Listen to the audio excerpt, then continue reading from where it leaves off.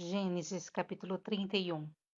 Logo, porém, Jacó percebeu que os filhos de Labão estavam reclamando dele. Jacó roubou tudo que era de nosso pai. À custa de nosso pai, adquiriu toda a sua riqueza. Jacó também começou a notar uma mudança na atitude de Labão para com ele. Então, o Senhor disse a Jacó: Volte para a terra de seu pai e de seu avô, a terra de seus parentes, e eu estarei com você. Jacó mandou chamar Raquel e Lia ao campo onde ele cuidava de seus rebanhos, e disse a elas: Notei que seu pai mudou de atitude em relação a mim. O Deus de meu pai, porém, tem estado comigo. Vocês sabem como tenho trabalhado arduamente a serviço de seu pai. Contudo, ele me enganou e mudou meu salário 10 vezes. Mas Deus não permitiu que ele me prejudicasse. Se ele dizia: Os salpicados serão o seu salário, o rebanho começava a dar crias salpicadas, e quando mudava de ideia e dizia: Os listrados serão o seu salário, então o rebanho inteiro dava crias listradas. Desse modo, Deus tirou os animais de seu pai e os deu a mim. Certa vez, na época do acasalamento, tive um sonho e vi que os bodes que se acasalavam com as cabras eram listrados, salpicados e malhados. Então, em meu sonho, o anjo de Deus me disse: Jacó. E eu respondi: Aqui estou. E o anjo disse: Levante os olhos e você verá que apenas os machos listrados, salpicados e malhados estão se acasalando com as fêmeas de seu rebanho, pois vejo como Labão tem tratado você. Eu sou o Deus que lhe apareceu em Betel, o lugar onde você ungiu a coluna de pedra e fez seu voto a mim. Agora apronte-se, saia dessa terra e volte à sua terra natal. Raquel e Lia responderam: Da nossa parte, tudo bem, afinal, não herdaremos coisa alguma da riqueza de nosso pai. Ele reduziu nossos direitos aos mesmos que têm as mulheres estrangeiras. Depois que nos vendeu, desperdiçou todo o dinheiro que você pagou por nós. Toda a riqueza que Deus tirou de nosso pai e deu a você é, por direito, nossa e de nossos filhos. Por isso, faça o que Deus ordenou.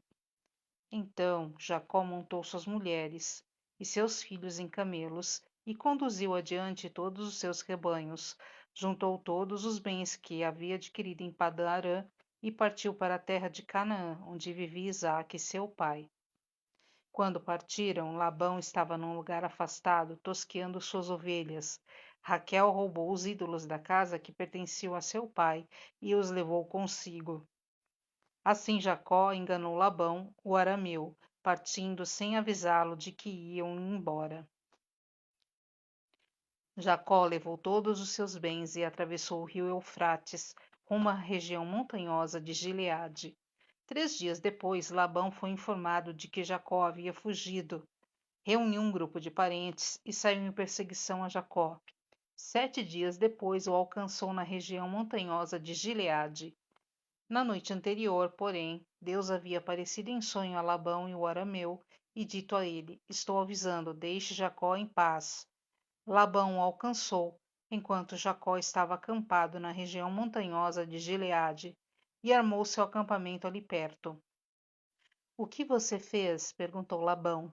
Como ousou me enganar e levar minhas filhas embora, como se fossem prisioneiras de guerra?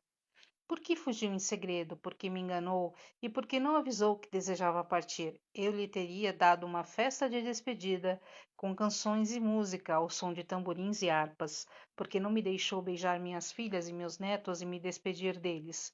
Você agiu de forma extremamente tola. Eu poderia destruí-lo, mas o Deus de seu pai me apareceu ontem à noite e me advertiu: Deixe Jacó em paz. Entendo sua vontade de partir e seu desejo de voltar à casa de seu pai, mas por que roubou meus deuses?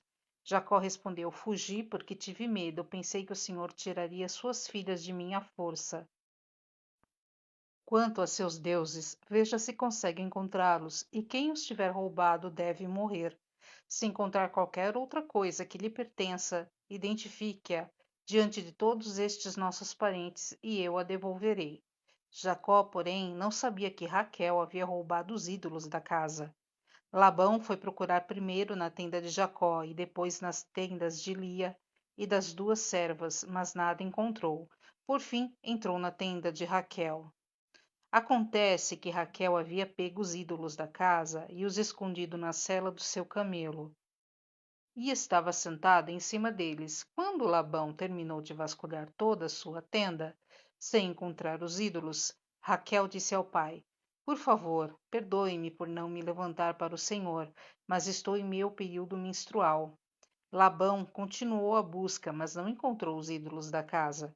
Jacó se enfureceu e discutiu com Labão. Qual foi o meu crime? Perguntou ele. O que fiz de errado para o Senhor me perseguir como se eu fosse um criminoso? O Senhor vasculhou todos os meus bens. Por acaso encontrou algum objeto que lhe pertença? Coloque-o aqui diante de todos os nossos parentes, para que todos vejam, que eles julguem entre nós dois. Estive 20 anos com o Senhor cuidando de seus rebanhos. Ao longo de todo esse tempo, suas ovelhas e cabras nunca abortaram, não me servi de um carneiro sequer de seu rebanho para alimento. Quando algum deles era despedaçado por um animal selvagem, eu nunca lhe mostrava a carcaça. Não, eu mesmo arcava com um prejuízo. O Senhor me obrigava a pagar por todo animal roubado, quer à plena luz do dia, quer na escuridão da noite. Trabalhei para o Senhor em dias de calor escaldante e também em noites frias e insones. Sim, por 20 anos trabalhei feito um escravo em sua casa. Trabalhei 14 anos por suas duas filhas e depois mais 6 anos para formar meu rebanho. E 10 vezes o Senhor mudou meu salário. De fato, se o Deus de meu pai não estivesse comigo, o Deus de Abraão e o Deus temível de Isaque, o Senhor teria me mandado embora de mãos vazias, mas Deus viu como fui maltratado, apesar de meu árduo trabalho. Por isso, ele lhe apareceu na noite passada e o repreendeu. Labão respondeu a Jacó: Essas mulheres são minhas filhas, as crianças são meus netos e os rebanhos são meus rebanhos. Na verdade, tudo que você vê é meu. Mas o que posso fazer agora por minhas filhas e pelos filhos delas? Façamos, portanto, você e eu uma aliança que sirva de testemunho do nosso compromisso. Então Jacó pegou uma pedra e a colocou em pé como monumento. Em seguida, disse aos membros de sua família: Juntem algumas pedras. Eles pegaram as pedras e as amontoaram. Jacó e Labão se sentaram perto do monte de pedras e fizeram uma refeição para selar a aliança. A fim de comemorar a ocasião, Labão chamou o lugar de Jegar Saaduta e Jacó o chamou de Galeede.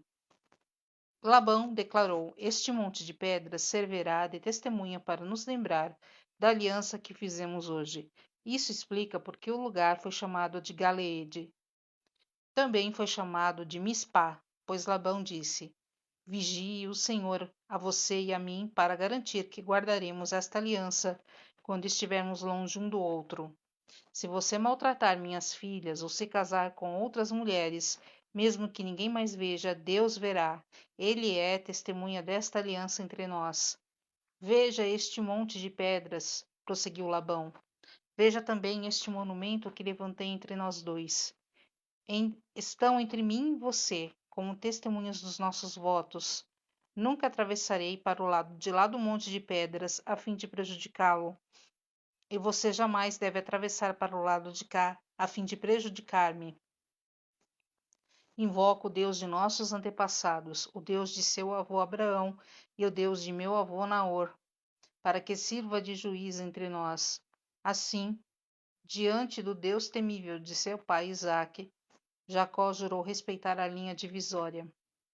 Então Jacó ofereceu sacrifício a Deus na montanha e convidou todos para a refeição comemorativa. Depois de comerem, passaram a noite ali. Na manhã seguinte, Labão se levantou cedo, beijou seus netos e suas filhas e os abençoou. Depois partiu e voltou para casa.